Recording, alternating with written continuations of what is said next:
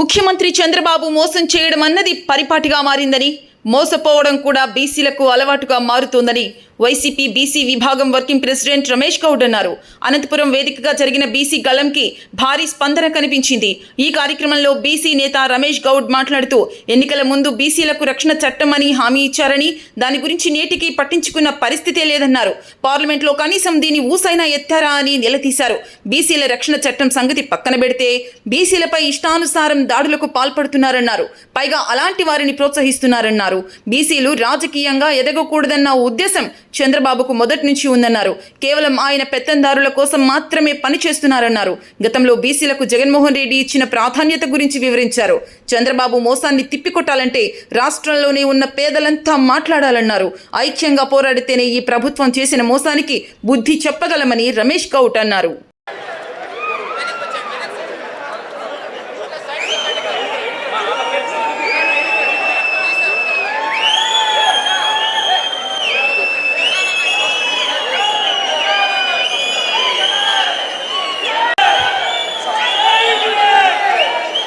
ఒకప్పుడు మన పూర్వీకులు అంటే మన తాతగారు ఈ రాష్ట్రంలో కావచ్చు, ఈ దేశంలో కావచ్చు, తినడానికి తిండి లేదు, కట్టుకోవడానికి బట్ట లేదు, అనారోగ్యం వస్తే హాస్పిటల్స్ మగం లేదు.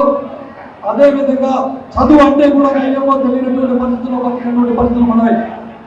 మరి అటువంటి పరిస్థితుల్లో దివంగత నేత డాక్టర్ వైఎస్ రాజశేఖర రెడ్డి గారు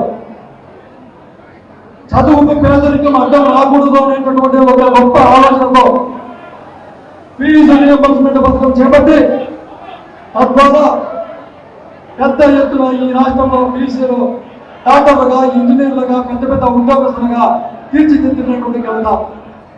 అదేవిధంగా ఆరోగ్యానికి సంబంధించినటువంటి ఆరోగ్యశ్రీ పథకం చేపట్టి ఈ రాష్ట్రంలో అనారోగ్యం వస్తే భూములు తాకట్టు పెట్టడంతో, బంగారం తాకట్టు పెట్టో వాళ్ళ ప్రాణాలు కాపాడుకునే పరిస్థితుల నుంచి బయట పెట్టడానికి దివంగత డాక్టర్ రాజశేఖర రెడ్డి గారు ఆరోగ్యశ్రీ పథకాన్ని చేపట్టడం జరిగింది.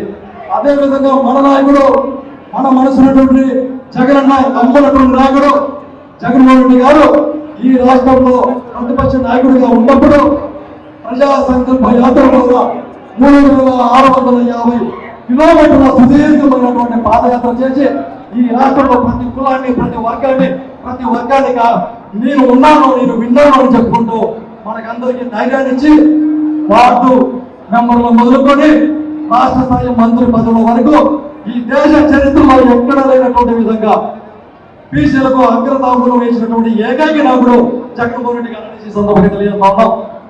అదేవిధంగా అదే సందర్భంలో దానికి నిదర్శనమే ఈ వేదిక మీద ఉన్నటువంటి బీసీలకు సంబంధించినటువంటి మాజీ మంత్రులు కావచ్చు, ఎంపీలు కావచ్చు, అదేవిధంగా ప్రజాప్రతినిధులు కావచ్చు, ఎంతో మంది వేదిక మీద ఉన్నటువంటి బీసీ ప్రజాప్రతినిధులంతా దానికి తాత్కాలికంగా చూస్తున్నాం. అందుకు జగన్మోహన్ రెడ్డి గారికి ఈ వేదిక మీద ఉన్నటువంటి పెద్దిరెడ్డి రామచంద్ర రెడ్డి లాంటి పెద్ద మంత్రులు రాష్ట్రవ్యాప్తంగా ఎంతో మంది కూడా తమ పదవులను త్యాగం చేసి ఈ రాష్ట్రంలో ఉన్నటువంటి కింది స్థాయి వర్గాలకు అడ్డంగా ఉన్నటువంటి వ్యవస్థలు కూడకూడదనే ఉద్దేశంతో వీళ్ళందరూ కూడా పెద్దలందరూ మన వర్గాలకు అండగా ఉండడానికి, మన నాయకత్వాన్ని పెంపొందించడానికి, బీసీ వర్గాలకు అండగా ఉండడానికి వాళ్ళ పదవులు కూడా వదులుకొని బీసీలకు జగనన్నతో మాట్లాడి పదవులు ఇప్పించినటువంటి నాయకులందరూ ఈ వేదిక మీదతో పాటు రాష్ట్ర వ్యాప్తంగా ఎంతో మంది రెడ్డి కులానికి సంబంధించినటువంటి ప్రజాప్రతినిధులంతా బీసీల కోసం పనిచేసినటువంటి పరిస్థితి మనం చూసాం. అందుకే ఈ సందర్భంగా తెలియజేస్తున్నా, ఇప్పుడు ముఖ్యమంత్రి చంద్రబాబు నాయుడు గారు 40 సంవత్సరాలు సుదీర్ఘ అనుభవం చెప్పుకున్నారు. అదేవిధంగా నేను విజయవంతంగా చెప్పుకుంటున్నాను. ఇది బీసీల పార్టీ, తెలుగుదేశం పార్టీ అని చెప్పుకుంటున్నారు. ఈ పార్టీ బీసీల వెన్నముగా అని చెప్పుకుంటారు. ఎన్నికలు కలిసిన ప్రతిసారి కూడా మాట్లాడుతున్నాం. ఎన్నికలు కలిసిన తర్వాత మోసం చేద్దాం మరి పార్టీగా మాట్లాడారు. ఇవాళ బీసీల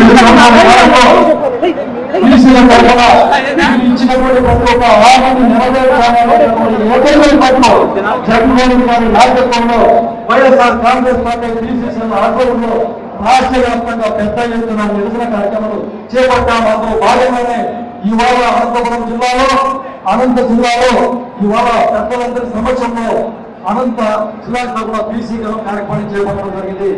ఈ సభ వేదిక ద్వారా చంద్రబాబు నాయుడు గారికి సూటిగా చెప్తా ఉన్నాం. అయ్యా చంద్రబాబు నాయుడు గారు, ఎన్నికల ముందర మీరు బీసీలకు వచ్చిన చట్టం అని చెప్పారు.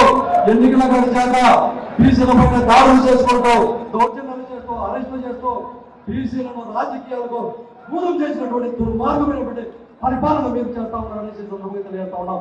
బీసీ, ఎస్సీ, ఎస్టీ, మైనార్టీ వర్గాలకి 50 సంవత్సరాలకి పెన్షన్ అని చెప్పారు. ఈ రాష్ట్రంలో ఏ ఒక్క బీసీ, ఎస్సీ, మైనార్టీకైనా మీరు పెన్షన్ ఇచ్చారా అనేసి సందర్భంగా అడుగుతా ఉన్నాం. అదేవిధంగా ఎన్నికల ముందు చట్టసభలో బీసీలకు సంబంధించినటువంటి రిజర్వేషన్ల కోసం పార్లమెంట్ లో పోరాడతామని చెప్పారు. ఇవాళ కేంద్ర ప్రభుత్వంలో క్రియాశీలకమైనటువంటి హోదాలో మీరు ఉన్నారు. టీడీపీ పార్టీ వారు ఏ ఒక్క ఎంపీ ఈ 2 సంవత్సరాల పార్లమెంట్ సమావేశంలో ఒక్కసారైనా కూడా మీరు పార్లమెంట్ లో బీసీలకు చట్టసభలో రిజర్వేషన్ల కోసం పోరాడడం పక్కన పెడితే ఒక్క మాటైనా మాట్లాడాలని అనేసి సందర్భంగా అడుగుతున్నాం. అదేవిధంగా బీసీలకు ఎక్కువగా ఉపయోగపడేటటువంటి ఫీజు రియంబర్స్మెంట్ నిర్వీర్యం చేశారు. మెడికల్ కాలేజీలు నిర్వీర్యం చేశారు. సచివాలయ వ్యవస్థను నిర్వీర్యం చేశారు. అదేవిధంగా వాలంటీర్ వ్యవస్థను నిర్వీర్యం చేశారు. అదేవిధంగా నిరుద్యోగ వృత్తిని నిర్వీర్యం చేశారు. అంటే ఈ రాష్ట్రంలో పేదలుగానే ఉండాలి.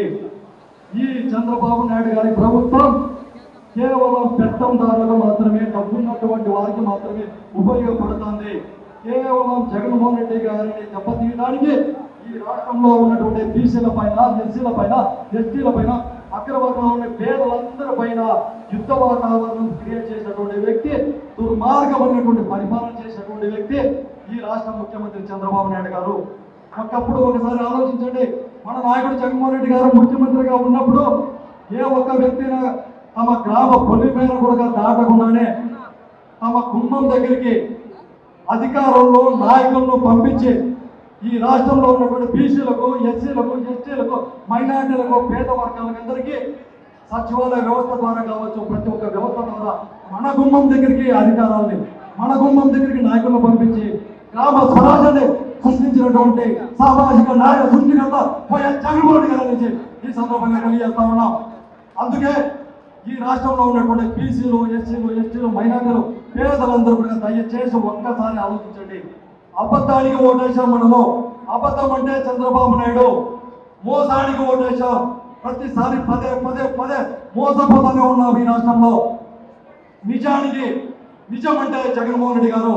ఈ రాష్ట్రంలో మనల్ని హక్కున చేర్చుకొని, మనకు అండగా నిలబెట్టి, మన నాయకత్వాన్ని పెంపొందించి, మన నాయకత్వాన్ని గౌరవించి, మన ఆత్మగౌరవాన్ని ప్రతీకగా నిలిచినటువంటి జగన్మోహన్ రెడ్డి గారి నాయకత్వాన్ని బలపరచాలి.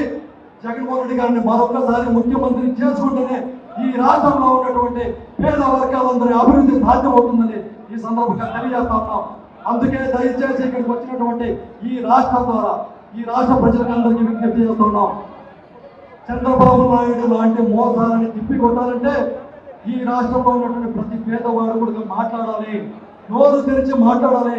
మనకు జరుగుతున్నటువంటి అన్యాయం పైన, మనకు జరుగుతున్నటువంటి అక్రమాల పైన, మన పైన జరుగుతున్నటువంటి దాడుల పైన నిరసన విప్పి, నిరసన గలాలు, పోరాటాల ద్వారానే సాధ్యమవుతుందని తెలియజేసి పదే మోసం చేస్తున్నటువంటి చంద్రబాబు నాయుడికి బుద్ధి చెప్పి జగన్మోహన్ రెడ్డి గారిని ముఖ్యమంత్రి చేసుకున్నామని సందర్భం తెలియజేస్తూ ఇంత పెద్ద ఎత్తున ఈ కార్యక్రమానికి ఇచ్చేసినటువంటి ఒక్కరికి కూడా పేరు ధన్యవాదాలు తెలియజేస్తూ, అదేవిధంగా క్రమశిక్షణగా ఉన్నాం. పెద్దలందరి యొక్క ఆలోచన విధానాన్ని మన వర్గాల కోసం, మన అభివృద్ధి కోసం వీళ్ళందరూ కూడా వేదిక మీద ఉన్నటువంటి పెద్దలందరూ కూడా పెద్దిరెడ్డి గారి నాయకత్వంలో, జిల్లా అధ్యక్షులు అనంత వెంకటరామరెడ్డి గారు అయితే వీళ్ళందరూ కూడా చాలా క్రమశిక్షణగా ఇక్కడికి వచ్చి మన కోసం వచ్చారు, మన వర్గాల అభివృద్ధి కోసం వచ్చారు.